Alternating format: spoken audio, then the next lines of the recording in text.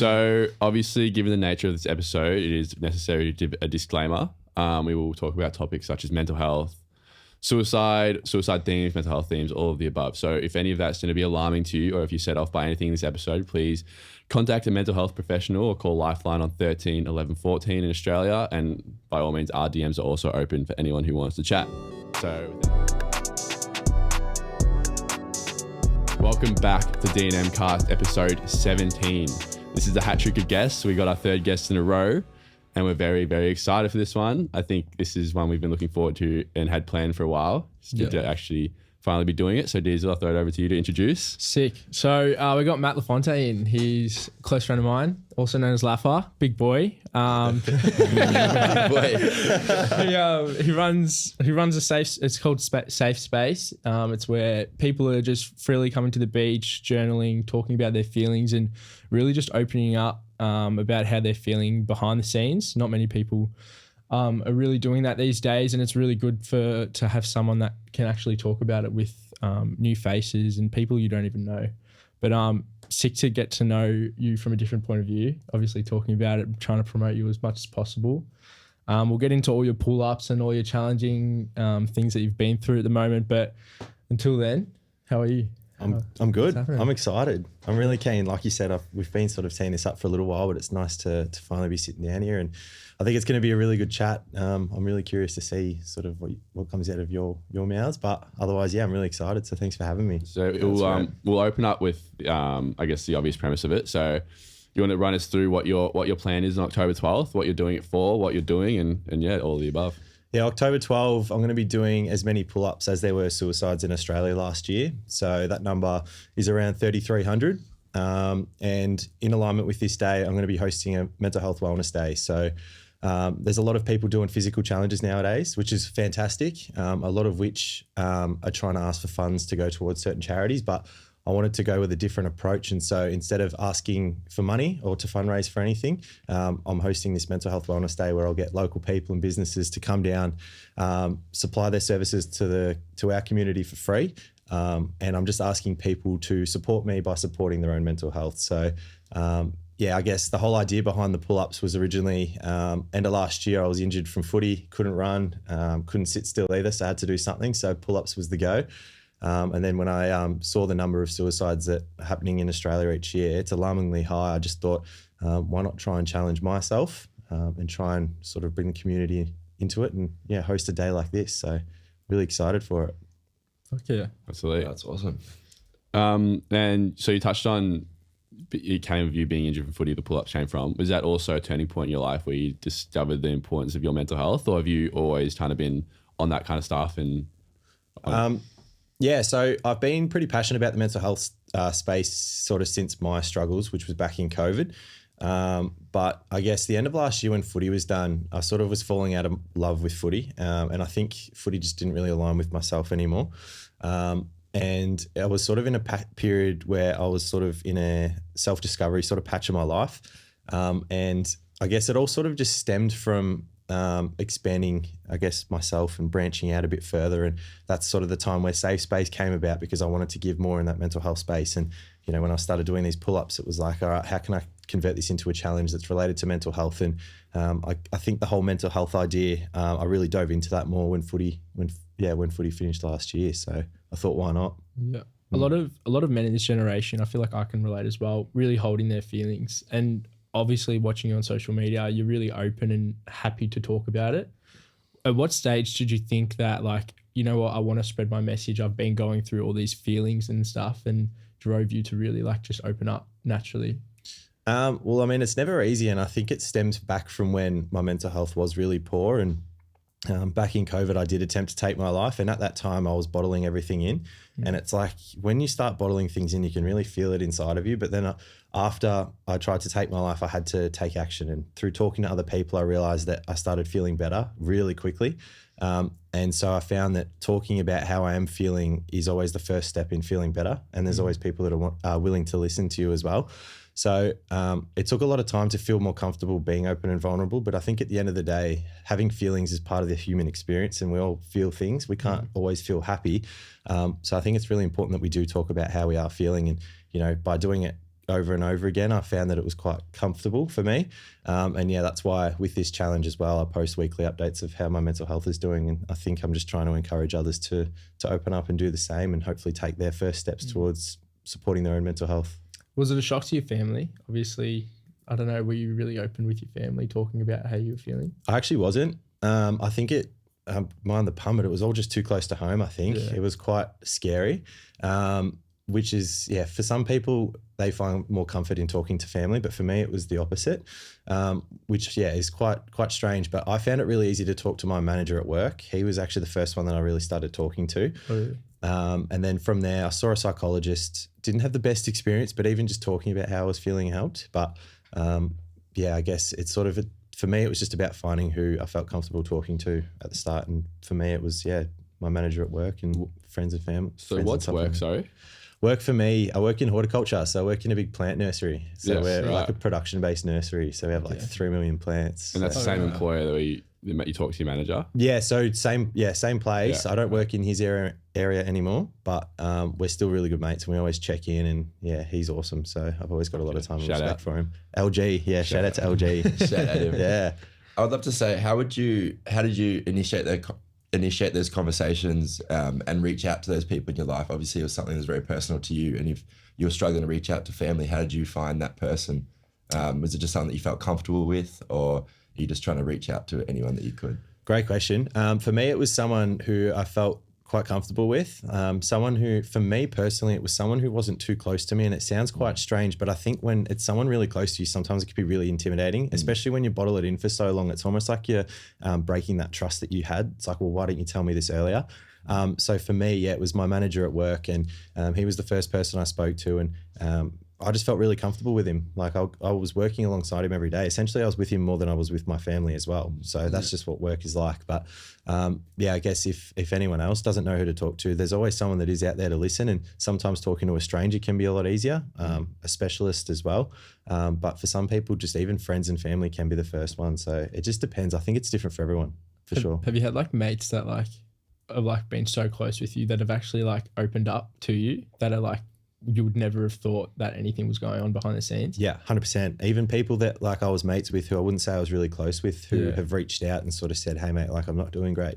Is there any chance we can catch up? And so, I've even done that before too. So it is quite interesting, but it's a blessing that people are willing to open up to me and want to, have a chat with me and try and support themselves. It's brave, especially as a man too, for sure. Is that something you could probably potentially consider as a career, maybe just even just having a thing where a safe space for you to just everyone can come to, like you're doing at the beach, but could you see yourself doing that full time? Yeah, 100%. I mean, there's a need for it. Essentially, all I do with safe space is just create a comfortable and inviting space and a judgment-free space where people can come down, be themselves and open up and talk about their feelings. And I feel like there's not a lot of places that offer that.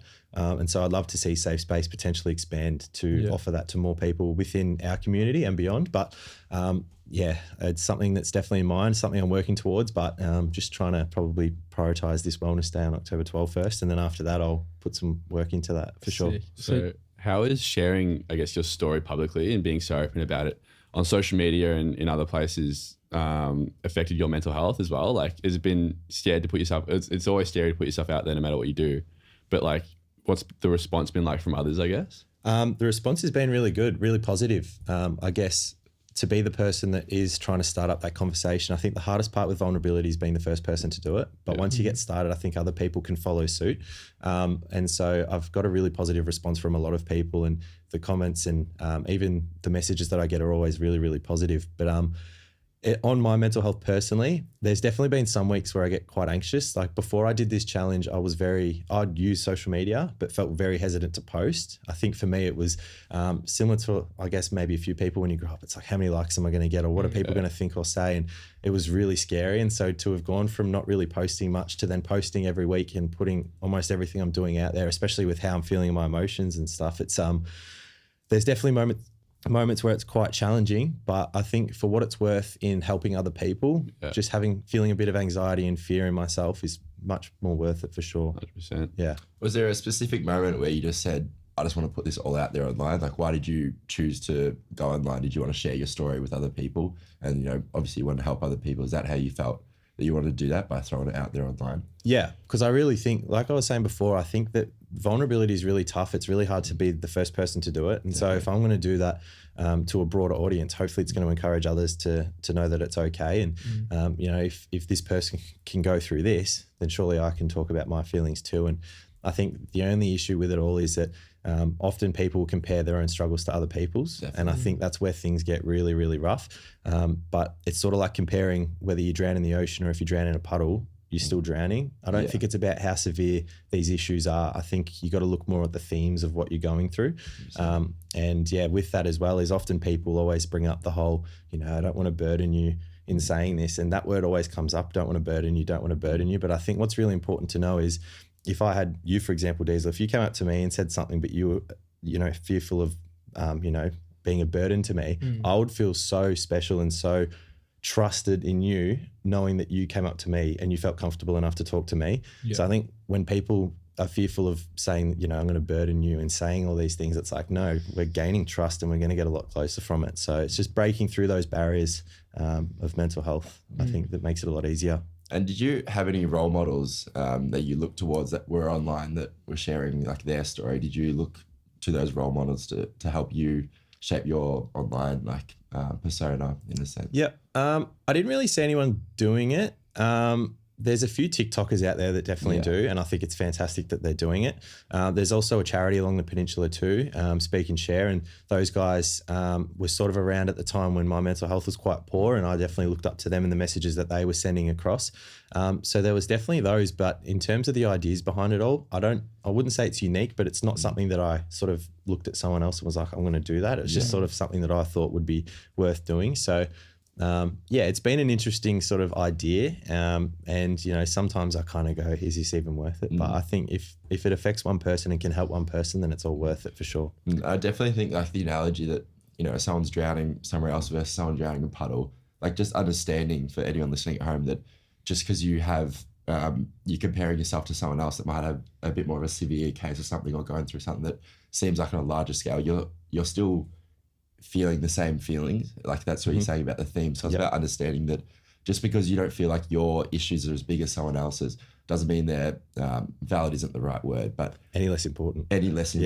Exactly. So it's just understanding that just because someone else's bigger issues, it doesn't mean that you don't speak out or you don't talk to someone. You know, your problems are your problems, and you need to talk to someone if you feel comfortable about that and expressing that before they do get worse.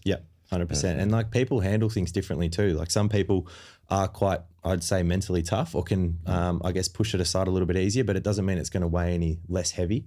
So I think it's really important to just also show compassion to anyone and everyone, because I think everyone's gone through stuff. So 100%. We just got to make sure we're looking after That's each why other. I always say we always talk as a big theme throughout is just keep showing kindness to everyone, because you never know what someone's going through. And although that they may seem fine, or although there doesn't seem like there's large issues in their life, it doesn't mean that they're feeling down or within, you know, that environment they're feeling upset in any ways. So it's understanding that and keep pushing through with kindness always. 100%. So obviously becoming pretty prevalent in the space, you're taking over the Instagram Reels pretty well. Is there anything that keeps coming up more on the negative side for you, wise, like any stigmas about mental health that you keep having to like shut down or that just keep popping up and annoying you? I guess any stigmas? I've been pretty lucky. I think for the most part, it's been very positive. The only stigmas I think that need to get broken is what I was saying before about the whole burdening, like I'm going to burden you by talking about this. And it's, I think, the falsest thing ever.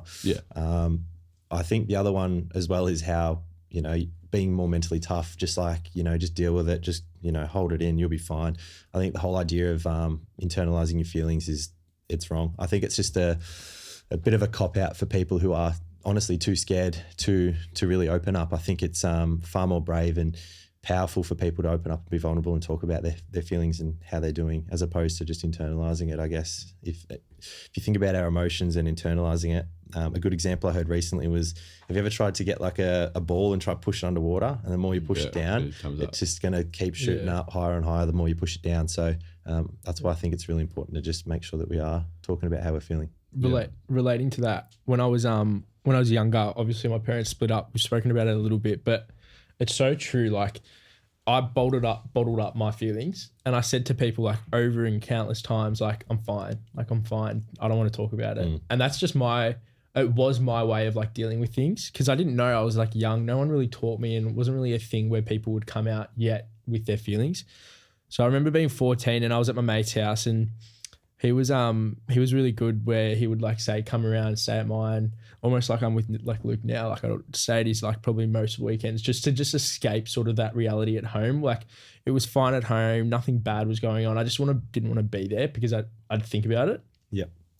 But it got to a point where I just bottled it up, and the water's filling over the glass, and one time, like I'm just with my mates and we'll just had one beer or something, and I'm just like bawled my eyes out just for no reason. And I was just like how am I feeling? Like, why am I feeling this? And it's like, I talked to him, I was speaking to his dad and stuff, and we were just having a conversation. It's just like, if you hold it in for so long, it's eventually going to come out. So why don't you just talk about it first before it gets to that stage? And once I did that, like, you just realize like, fuck, like so much weight off your shoulders, like just letting it out really can help so much. And people who like could be just like gobsmacked, like they'd be like, oh yeah, nah, like that's not true. But like, until you talk about it, even if it's a 2-minute conversation, I think it's like 8 minutes you have to spend with your mate to get feeling better, and talking about your feelings, and like everything's all clear. Like that's something that I really preach, like just talk about it. 100%. And some people, like, it is scary to talk to other people about it because you don't know what to expect. Exactly. But if you're not sure as well, just write it down. Buy a journal and write your feelings down. And if you're not happy with it, just chuck it out. Just even writing it down does so much positive as well. So yeah, it's a start for sure. Fuck yeah. Thanks for sharing. No, thanks, man. Before we move to like, I guess, more specifics on the event you're running, we alluded to it before, but what safe space? What is it like from your point of view? You run it obviously. So what is it from your point of view? Yeah, so it's something I started up in January. So one day I just went down to the beach and decided to journal. I wasn't feeling very good mentally, and I thought I'm just going to go down and journal. The second day I decided to go down and do it again because I felt amazing afterwards. And as I was walking down, I had a light bulb moment of, why don't I invite people to come down and sit with me while I do this, because it helped me so much. So surely it can help others. And essentially I had this idea of me putting out a helping hand to people who felt like they needed it, because going to see a specialist can be expensive, it can be scary, a lot of unknowns behind it. And so I thought just a very casual offering to come and sit with me, we can journal together, even if you just want to hug, if you want to have a chat, if you want to go for a swim, whatever you feel like you need help for, I can be there for you. And it started just with, 1 or 2 people coming down to the beach with me. When I had 2 people, I was like, this is insane. Like 2 people, how good is this? And I decided to put it out on TikTok, and that's when I started putting out my story on TikTok as well. And it just started blowing up. And before I knew it, I was getting 5 people, 7 people, 10 people, 20 people. And then the groups just ended up getting bigger and bigger. And as we went into winter, we had to find a venue. So we moved into Common Folk Coffee down in Mornington. So shout out to them. They've been amazing. They give the space for free for me. So so fortunate that they're on board as well. But, we've had up to 40 and 50 people come. It's been insane to see the messages. It's been insane to sort of see the response from the community. And I guess what Safe Space is, it's a place that I preach is an opportunity for people to come together and connect on a deeper level and have those deeper conversations that we probably don't have that much in our day-to-day life. And I encourage everyone who comes down to just be their true authentic self. That's the big thing that I encourage people to do. I think a lot of the time we can put up a mask and pretend to be someone that we're not. So I just really encourage people to come down, be their true authentic self, dive into the vulnerable stuff. It's not easy, but I think that the reward behind it all is very important. So I encourage people to come down and give it a crack. And then, with that, just show respect to everyone in the room. Everyone's got different stories, different backgrounds, and it's such a diverse group that, I just encourage everyone to really come with open arms and an open mind. And so we do that twice a week, and there's, it's been amazing to see some of the growth within people. We've seen people become housemates. I've seen people find work through these sessions. I've found people had matching tattoos together. So many friendships have blossomed, and what it can provide to everyone is totally unique. And I think that's the beauty of it. Fuck yeah. With all this going on, obviously, like everyone has a high, and then everyone has to like have a low. So like obviously with motivation of like continuing, and you really speak about your message and how you're feeling daily on your socials, what's motivating you? What's driving you? Like what's like saying? What's the background of your voice that says like, fuck this, I'm just going to keep on going? It's the love and the respect and like that I have for my community and people. You know, I know what it feels like to be at the worst point where you feel like life just isn't worth it and you want to call it quits. Whereas now I'm so happy and so grateful for everything I have that I want to help people get out of their shit situations and encourage them to try and find that happiness and know that they can find it. Because I guess at the end of the day, sometimes it requires just a tiny shift. So the way I think of it is if you think of a 1 degree shift, so 1 degree is like minuscule, but as you keep going, that gap gets bigger and bigger. So if you can create that little shift, and if I can encourage that little shift, it's going to make a difference to some people's lives. So it's just my passion to really support and help others that motivates me every day for sure. Yeah, fuck yeah. Back to the event you're running. Yep. If there's one thing that you want, one, I guess, common thing that you want people to take away from attending the event or like seeing the event on social media, what would that be? To start looking after their mental health. I think that's the whole point of it for sure is, you know, I'm not encouraging people to donate to me. I'm encouraging people to look after themselves. And the nature of the day is there's a variety of different ways to look after their mental health. So the people that do attend can maybe try something new and see if it works for them. And I guess for the people who can't attend, I just encourage you to try and look at, you know, what does help you and what supports your mental health, because it looks different for everyone. You know, you can't force yourself to do something because you've been told it's good for your mental health. You have to really enjoy doing it too. And so, yeah, I guess the one message would be to find what looks after your mental health and go through with it for sure. What do you like doing? Like obviously footy. Yeah. Footy, definitely. I definitely, like I was saying earlier, I fell out of love with it at the end of last year. So wasn't going to play this year. And Newey down Glad in you came back to Mornington. Yeah, I'm living down in Morno, so I thought, I might have a run around. So footy's definitely one.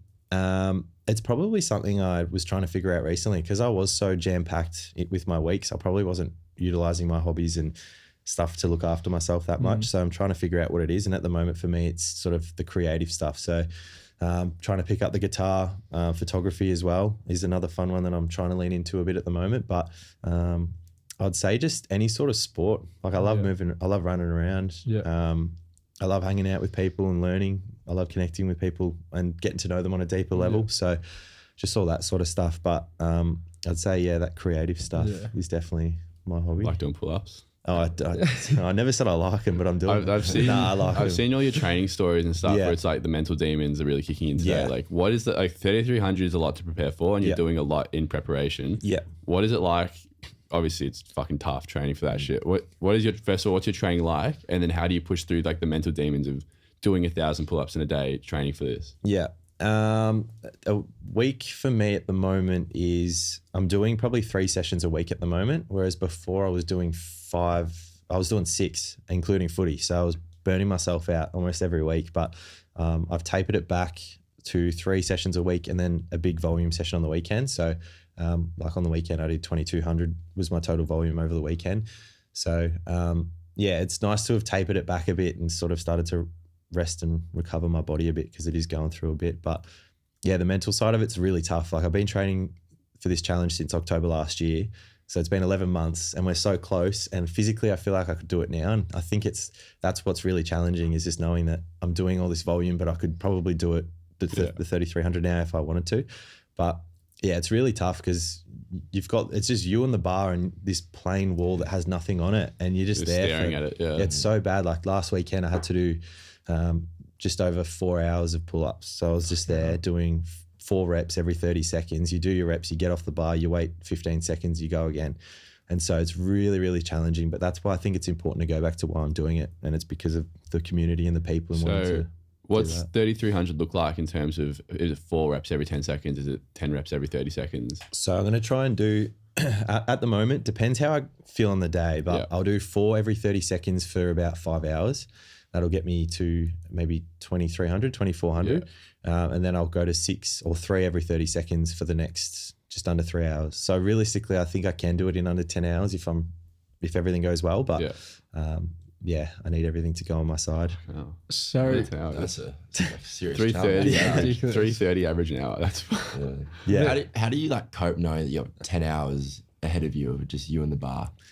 Honestly, I'm excited because the training's the hard part because it's just me. The people will be there as well. It'll be the huge. adrenaline you'll get is you probably do 5,000. You'll be like, fuck this, I'm still going. Well, honestly, in the back of my mind, I'm like David Goggins' record. I'm like, I could go after that, but what is his record, by the way? it was like 4,030. Oh yeah, So, would you? Yeah, I'm nearly there. I don't know. It's sort of hard. I feel like when I finish, I'm going to want to be around everyone. Yeah. that'd be crazy as fuck. Imagine you just like beat that record. It'd be nuts. Well, some bloke in America overnight just did 9,250 in 20 hours. Oh yeah, So, mine. yeah, just a couple more to go. Yeah, I'm excited. You're saying this today. lightly. This is seriously challenging. These are big today. numbers. Yeah, I can't even absurd. do. I was talking to you a while ago. I can't even do probably 10. Like I fucking suck. Is it a lot of it pull-ups you found, obviously being an expert now, a lot of it, like especially beginners starting pull-ups, mental, because they're very like, it's a bodyweight exercise, so realistically you can do probably how many in a row without proper training, do you reckon? Oh, I guess it depends on the person, Yeah. really. Maybe, honestly, maybe one, maybe two. Yeah. If you haven't trained. Exactly, yeah. So it's like you get really good at it really quickly, is that right? And it's like, I did. Yeah. I mean, I was already pretty lucky. I Yeah. mean, I went from being able to do 130 in a session. So I was doing 6 every minute for like 20 odd minutes. And then 3 months later, I could do 6 every minute for 3.5 hours. So I could get to like 1,300. Yeah. So I found the improvement really quick, but I had a pretty good base to start off with, just with a sporting background. But it's different for everyone.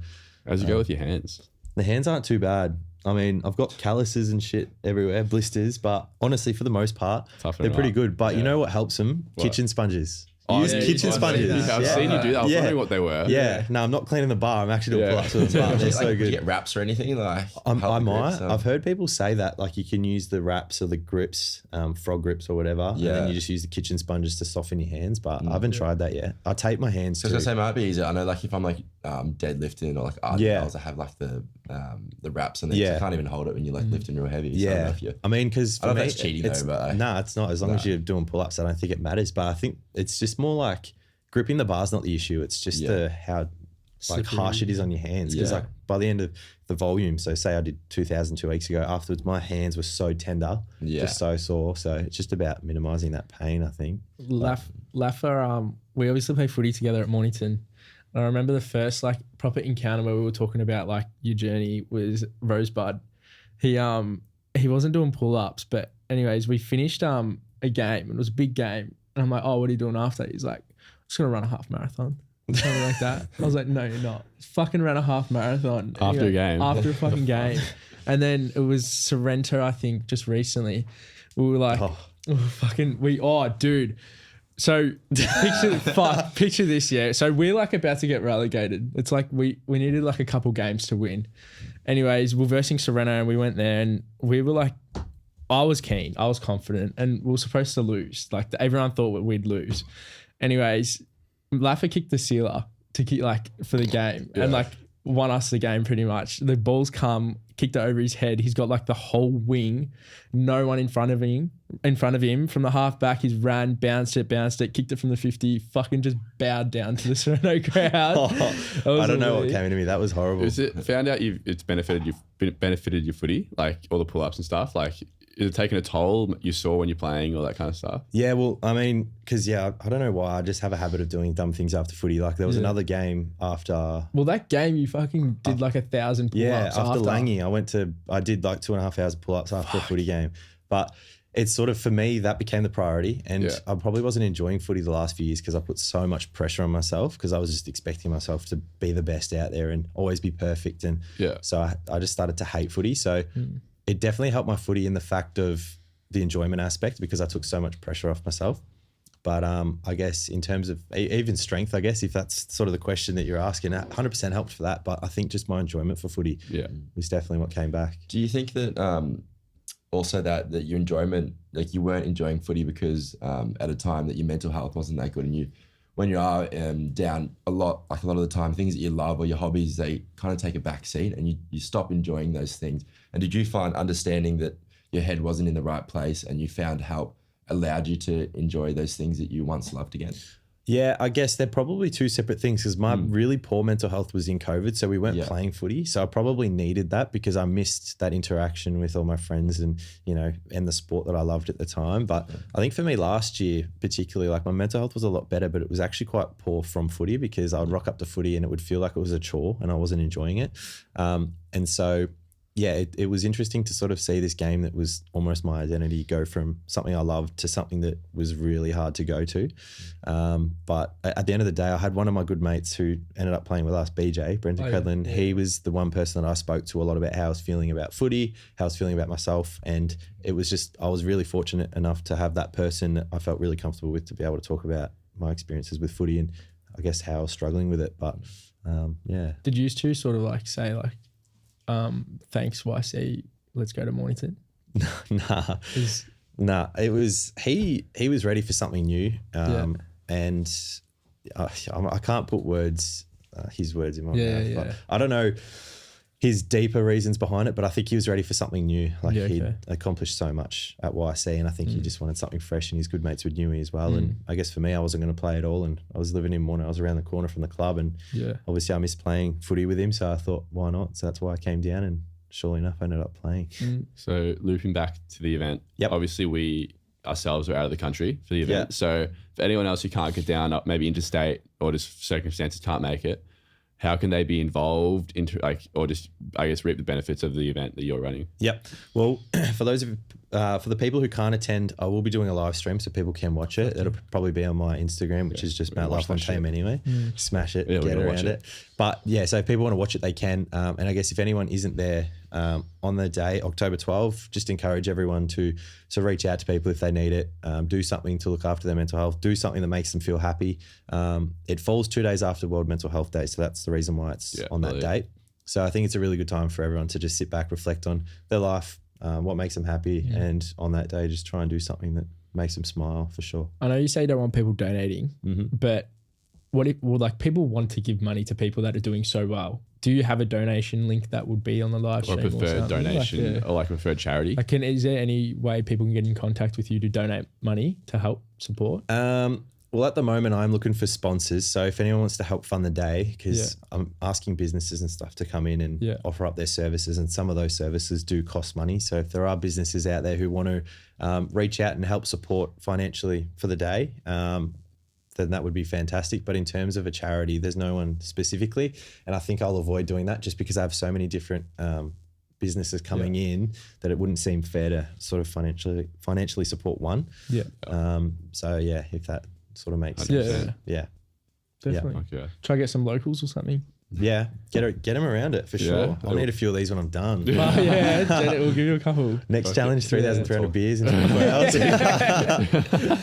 That's the thing. You don't really drink much, not at the obviously. moment. Like you're not drinking, I don't know if it's at all or anything, but what's that like? Obviously having a social life on the weekends. Do you go out much? No, it's definitely taken a massive hit. I think a few weeks ago, I kind of realized that this challenge was dictating my whole life. Like after the Sereno game, I went to the pub with you guys, didn't have a beer, and I might have had one beer and then I had to leave, and I'm missing out on a lot. And it's I'm not saying I can't wait to go out and party. Like, don't get me wrong, I'm keen to go have a beer, but I'm keen to just not have that thought at the back of my mind going, no, you've got this challenge coming up, or you've got that coming up, and sorry, I can't catch up with you because I'm prioritizing this challenge, or I'm doing that. So I'm keen for it to come back, but a few weeks ago, I definitely realized it was controlling my life and had to make change. And now I've sort of taken a step back with my training and definitely been trying to interact with more people and do more things that make me happy at the moment. What's it like with the support with your mates saying like, oh no, like I'm not going to have a big one. I'm just going to go home because I have to do this. Do they support you? 100%. I mean,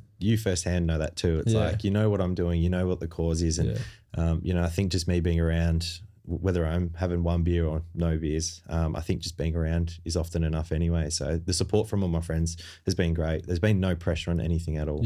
Yeah. So I wanted to come on here as well because obviously I've spoken a bit about how I'm going, but I'd love to sort of ask you guys on your story, if you feel comfortable. Mental health journeys. Yeah, whatever comes out. I feel like I've been very fortunate. I've always had a lot of good people around me that have always helped me when I'm in situations where I don't feel the best. So growing up, probably the hardest time that I had was I played footy, and that was my identity. And I had a broken pelvis, broken foot, and did my knee for, I think, consecutive back-to-back over, I think it was 6 years or something. So I couldn't play footy for 6 years. So I was growing up. So through in school, I wasn't at school, couldn't play footy. I didn't really have much of my identity. And I feel like that's where I struggled the most. But I think I was very fortunate. My mum was a psychologist and she understood what I was going through, and she put a pathway in place to help me kind of just like keep going. So I found that I don't have that big of a story in the sense of like struggles. Like I definitely went through depressive episodes. Wasn't very happy with my life, but I don't think I've suffered too much from any mental health things to really be able to like say that I've gone through this or anything. I'm not diagnosed with anything or anything. So I find it tough to talk about. I'd love to hear like your story more so and spread that. But yeah, Nah, I guess I'm kind of very similar. I've got very good communication-wise parents as well. They're both journalists, so they're very good at communicating, and they're both in the media field, so like they both can express themselves really well. And having access to that growing up was huge for me as well. So if we're talking comparatively to you, nothing to that nature, but like obviously I was the same as Luke. Footy growing up was my identity. I was more the tall poppy syndrome of, I guess, copping like the backlash of doing well, especially when you're going back to local and playing all these rep programs and just fucking absolutely copying it on the field on social media. And that kind of was the thing that took the most toll on me, just trying to deal with that. And it takes the love out of the game, like you alluded to before. And that was it for me. But in the grand scheme of things, like nothing too major, but I think everyone has their episodes. Everyone has depressive episodes. It's not avoidant. You can't avoid it. But I can think of, go. I can think of so many times where like I haven't gone through much, but then the amount of nights that I've had like by myself where I'm like, what am I doing? Like, fuck, like, and it's so hard to explain what you're feeling because you're not feeling it right now. But like, I've like, even the boys could probably relate if I'm saying like, sometimes you're just sitting in your bed and you just like feel like crying in a way because you're just like maybe I'm not in the right relationship. Maybe I should be in this relationship. Like a lot of it evolves around, for me, like relationships with my family, like a certain girl, like my friends and stuff. And it's just like when everything's going in circles, no one really understands it from your own point of view. No one will really know like how you're feeling personally. And it's so hard to even like tell people how you're feeling because I personally sometimes like can't even explain it. Like I'm like a very confusing guy where it's just like I just can't like, I can't really like tell someone how I'm feeling. It's something that I just understand. And I try to tell the best version of how I'm feeling to someone for them to understand. And I find like I try to make a lot of people happy because I don't want them feeling like really sad or depressed or like sad or feel sorry for me. But like my mum, like she tries to get a lot out of me because she cares about me so much.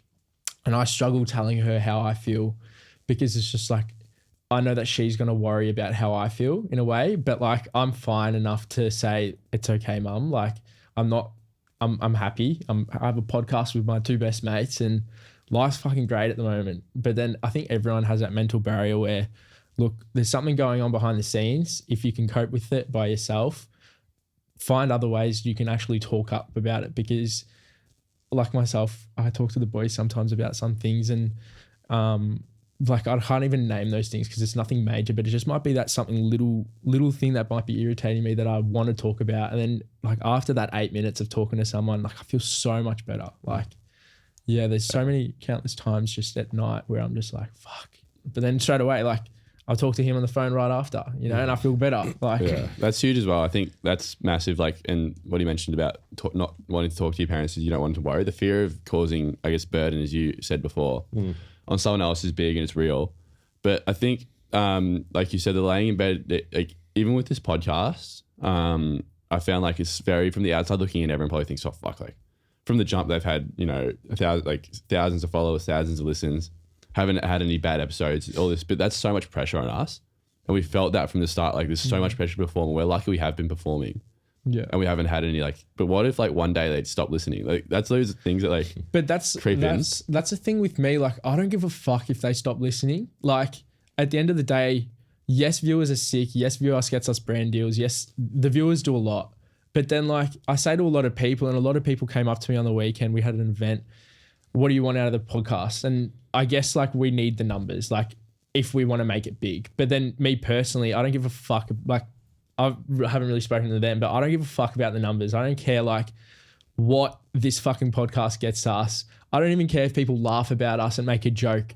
If there's one person fucking listening to this podcast and they get 100% out of it and take one thing that can like help benefit them, that's what I fucking want. And I want people to come up to us, not to say, let's get a fucking selfie, let's do this, like, I love your podcast, bro, like, and take the piss out of us. If someone comes up to me and said, I love your podcast because I'm gaining something from this, fuck, that's made my night. Like, that's better than drinking 10 beers, getting shit-faced with your mates. Like, that's so much better to me personally. And someone said to me, like, this has helped me so much. And I'm just like, fuck, like, and someone's trying to introduce me to someone and I'm like, I don't give a fuck about, I don't want to meet you. Like, fucking, what's your name? What do you do? Like, it like makes me so, like now, like I'm so happy just talking about it. Like the numbers is a one thing, but then like connection with your fans and connection with people that actually listen to this is another. And like, that's something I strongly preach. And that's something that the boys are starting to get. Like at the start, like I could fall into the trap of being like the numbers. Oh my God, we got 500,000 views on one video. We got 600. Oh my God, I'm getting all these followers and all that. But then now that it's happening, we're all like, take a breath. Like it's fucking, we're having fun. Like we get so caught up in the moment. And then now that we can like actually do something we like and be confident, like to get guests like you on, like it's so relieving. I don't know. That's something I've like could just like let out. Like I've just been holding that in for so long. Like you said, like fuck, we talk about it. Yeah. And you can just let it out. Like, well, I think the one big thing as well is I saw a lot of the videos on TikTok at the start and there'd just be people commenting just shit. Yeah. And the one thing that I actually got real annoyed at that because like the one thing that stood out for me is that you never get criticized by anyone doing more than you. Yeah. And all these kids are just sitting at home, just like, just and we're still it's like we got hate from the jump. Yeah. All the hate in the world. And now we're 4 months in and we're still yet to get hate from someone who's doing more. Mm-hmm. Like we've had hate from people with more like followers than us, but they're not doing more than us. Like they don't get invited to events. They don't get brand deals. They don't get like to do this shit every week like we do. So no one doing more than us has hated on us because they don't have the time to do that. Because now people can see that you're just trying to help other people. Exactly. Yeah. And people love that. And that's why you're doing it. And there's still hate there, but it's just like, it's a fraction of what it was. And that's where I think the first amount of pressure came from. Like we've got all these people like to prove wrong now. And I think at the start when people were giving us hate, that was the drive to want the followers. Yeah. And I think that was a really good like poison in us. And it was like a negative thing because we were just all about the followers at the start. And like we'd go on TikTok lives and we'd be struggling financially. And like TikTok lives would help us with the podcast and paying and everything. But then now it's just like, that's wrong. Like we still encourage it in a bad way. Like I don't know if it's bad. It helps us. No, we're on like the route to stop the rage base. We need to like actively. Yeah. But like now looking back at like the first 14, like it's been 14, 15 weeks. Like, and it's just like, fuck. I feel like it's like last year that we started, and like it's definitely we've had a huge year. And I think we've had so much going on this year that like most people achieve in 3, where it's been crazy. It's been a whirlwind. But I think at the end of the year we would go to BTV, just like nice to sit back, look, and think, fuck. A year ago, like. I was nothing. Like, we didn't have a podcast. We didn't have anything like this. We didn't have all these amazing opportunities. A year ago, I didn't even know Tom. Yeah, exactly. Yeah. It's fucking crazy. It's just like a testament that like nothing changes. So you want to change something and you're not happy, not content, you're laying in bed at night and you're not content about where you are. Just the only thing you can do is just work out a way to like change it, I guess. Exactly. But yeah. Love it. So yeah, we've probably... And I was saying how to like exercises to help them get their spark. Yeah. I guess it's different for everyone. Like for me, I've got my own sort of mental health toolkit. And for me, it looks like sitting and feeling those feelings and knowing why I'm feeling that. I think that's always really important rather than just trying to work through something. You need to make sure you know what you're working through. And then after that, I'll then talk to people about how I'm feeling and why I'm feeling it, maybe get some advice, just sort of get it out there, get that weight off your shoulders. And then for me, exercise is a huge one. I feel like I get so much mental clarity. I think it helps me understand what I need to do to get through it, but also understand, it just helps me feel better. And then I kind of just lean into those things that make me feel happy. So getting out and about, like I said, moving around, hanging out with friends. But it's different for everyone. But I think it's just all about, I think it's about change. If nothing changes, nothing changes. It's so true. And so I think that, if anyone is listening and they're lacking that spark, it's because they don't know what they need. So they need to go searching for it.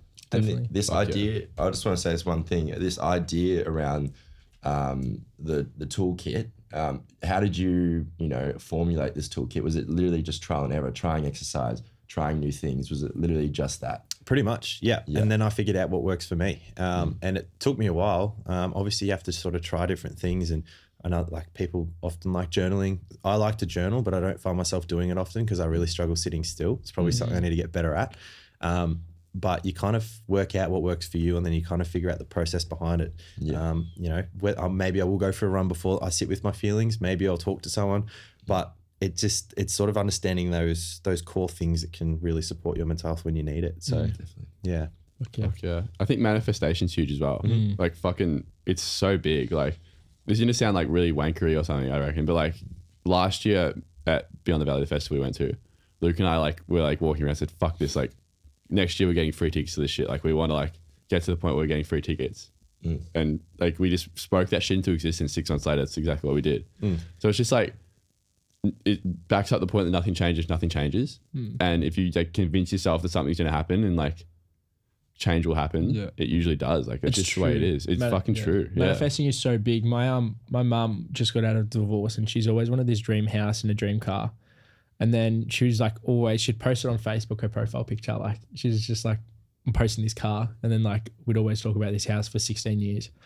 Anyways, 2 years later, she's got the dream house and she's got a dream car. And it's just she's such someone I look up to, because it's just she's such a great example of get what you want. And if you can't get it with anyone else, do it by your fucking self. No one's going to help you. Everyone's for themselves at the end of the day. Do what you want. And it's worked.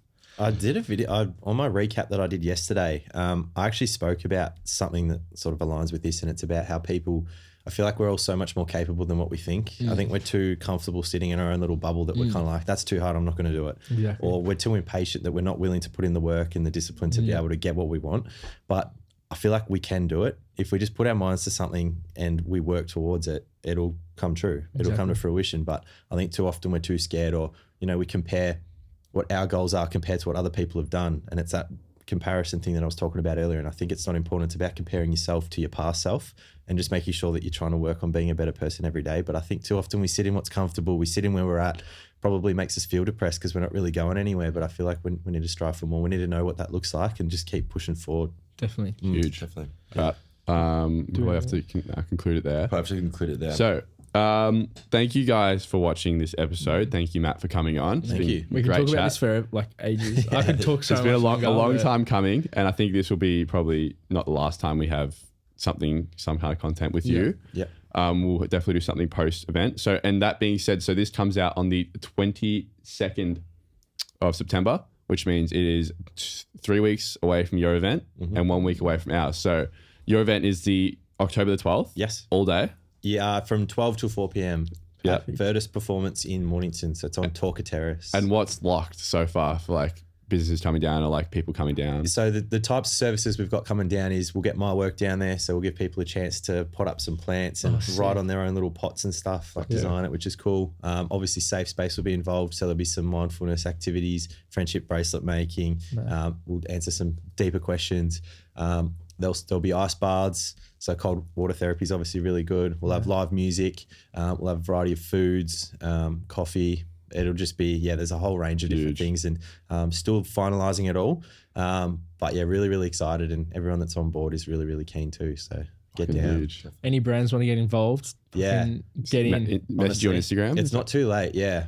Matt LaFontaine on Instagram. Yeah. So if you want to get involved, it's never too late. So everyone's followed it as well, because it's been amazing to see the training and the journey leading up to it. And I think if you go for a deep dive through the history of the account, you can see what he's done to prepare for the event on October 12th. So it's huge, and we'll be watching from Phuket on Instagram Live. So a few beers in. Very keen. Ping pong show. And so that also alludes to our event would be this coming Friday. So wow, get excited. Register via our bio on Instagram. You won't get in if your name's not on the door or the list. a bunch of influencers are coming. Come party with us and our influencers. Meet some of the favorite guests we've had on, a couple more people. So I think Matt, you'll be there. I'll get there. Come say hi to Matt. Come speak to Matt. Might have one beer if you like. One local. Locals are always worth it, isn't that right? That's it. Shout out local One will do. Exactly. 1 or 2, 7 or 8. We'll see. All right. Thanks for watching, guys. We'll see you guys next week. Peace out. Thank you. Fuck yeah. Thanks so much for that.